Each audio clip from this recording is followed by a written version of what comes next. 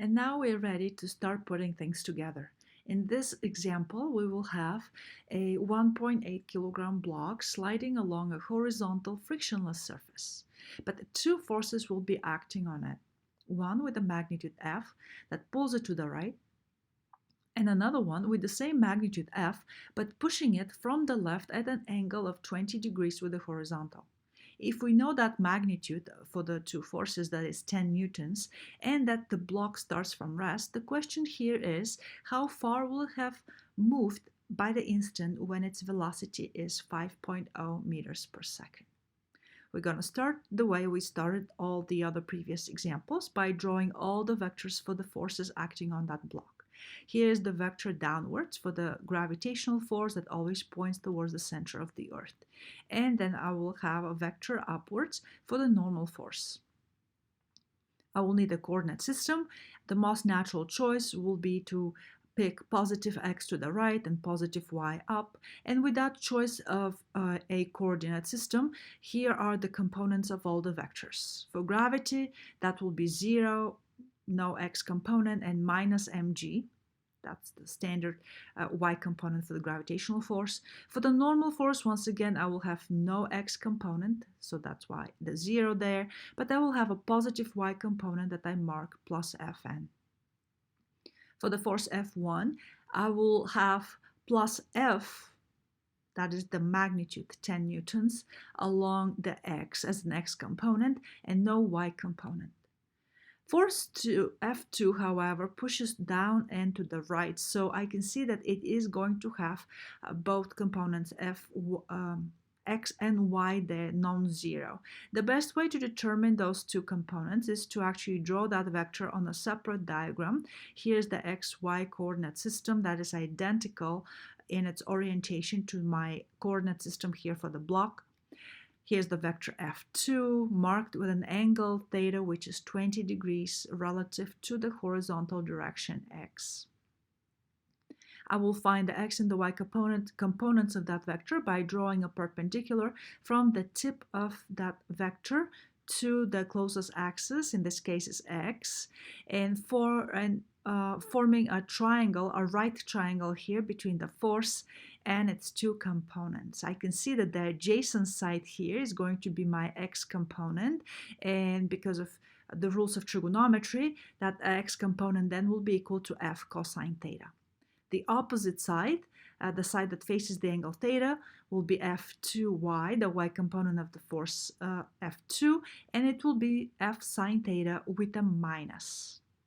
So let's circle that. I will use this information, or I can actually go back to my original diagram and put it there. Here's the x component for the force, here's the y component for the force, and I can actually write the expression for the x and the y components just underneath the symbol for that force.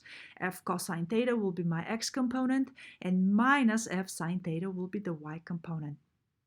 With that, I can actually look at Newton's second law. Remember, this was just the vector notation of the law, and we always used it in its component form for the x and for the y. The problem here, however, is that the question is not asking about the acceleration. It's asking about the distance. How far will the block have moved after a certain time? Not only that, but the problem actually gives me more information about the actual motion of that block. It tells me that it starts from rest and that eventually it will be moving with a velocity of 5.0 meters per second. So that points to some kinematics situation here. And remember, in kinematics, we actually had those three formulas that pertain to a motion with a constant acceleration. So if I were to use those formulas, first I just need to make sure that my acceleration here indeed comes out constant for the block. But if that acceleration were to be constant, I see that the equation 3 can actually give me the answer to this problem, because I will know the initial velocity v0, which will be 0. I will know the final velocity v, which is given by the problem to be 5.0 meters per second. And the only thing missing here in this equation is the value for the acceleration. If I were to have that value, I can immediately plug in all those numbers in the equation 3 and get my answer for the distance, how far the block have will have moved. So the question again reduces back to how much is the acceleration of that block, and we're back to our dynamics examples. We start here with the relationship between the x components of the net force and the acceleration. We have all the x components added together have to be equal to the mass times the x component of the acceleration. For this particular example, only the forces F1 and F2 actually have non-zero x components. So I'm going to stop writing down zeros for gravity and for the normal force, and I'm going to write simply the component here for the force pushing from the left, which I marked as F2. Its x component is F cosine theta. And then I'll add to that the x component of the force that is pulling to the right, F1, which has an x component of F. And that has to be equal to max.